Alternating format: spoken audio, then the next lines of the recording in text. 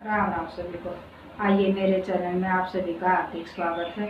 आइए सुनते हैं एक सुंदर सी गणेश महाराज की कथा।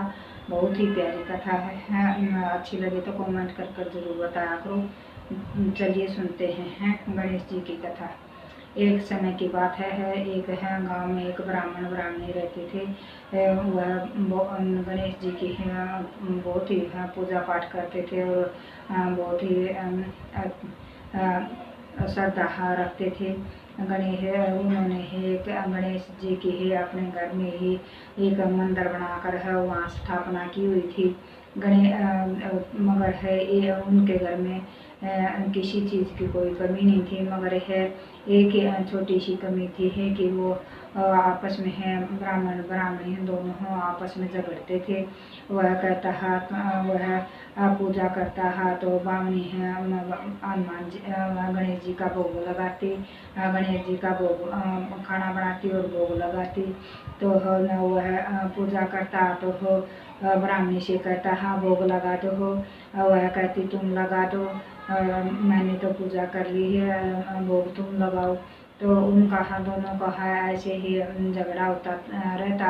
वह कहते हैं ना तुम करो, वह कहता तुम करो। तो एक दिन गणेश सावन का महीना लगा हुआ था और हम गणेश जी की पूजा कर रहे थे। ब्राह्मण ने गणेश जी की पूजा की और ब्राह्मणी ने भोजन बना दिया और ब्राह्मण दोनों आपस में झगड़ने लगे। आपस में दोनों का झगड़ा हो गया। हाँ वह कहे भोग तुम लगा दो, वह कहे भोग तुम लगा दो। तो यह देखकर गणेश जी महाराज ने सोचा कि ये तो हमेशा लड़ते ही रहते हैं, चलो कहीं दूसरे के घर में चलते हैं, यहाँ तो ठीक नहीं है। तो वह अगले घर में गया तो वहाँ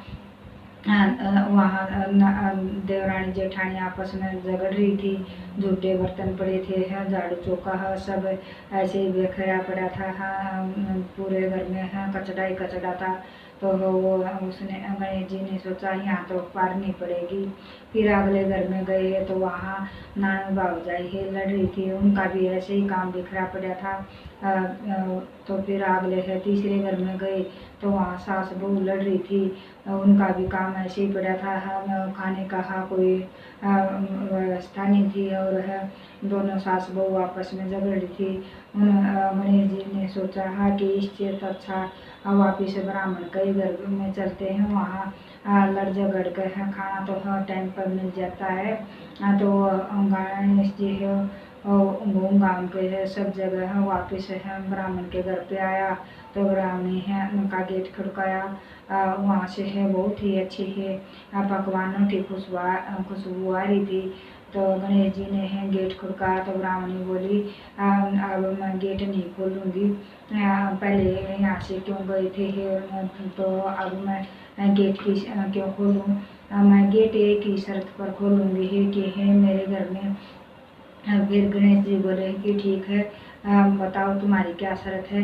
अब मेरी ये शर्त है कि आप यहाँ से दोबारा नहीं जाओगे, मेरे घर में धन धान्य की कोई कमी नहीं होगी और मेरे बेटे पोते सभी आपस में मिलजुल कर रहें। हम बोले ठीक है, जैसा तुम चाहोगे वैसा ही होगा। फिर ब्राह्मणी ने गेट खोल दिए और अपने आसन पर बैठने विराजने के लिए गणेश जी को कहा। गणेश जी अपने आसन पर बैठ गए और गणेश जी बोले कि ठीक है, मैं तुम्हारे पहले जैसे धन धान्य की कोई घर में कमी नहीं रहेगी, मगर तुमने एक काम करना होगा। बोले कि क्या, आपस में झगड़ोगे नहीं और दोनों मिलकर पूजा पाठ करोगे। ब्राह्मणी बोली ठीक है।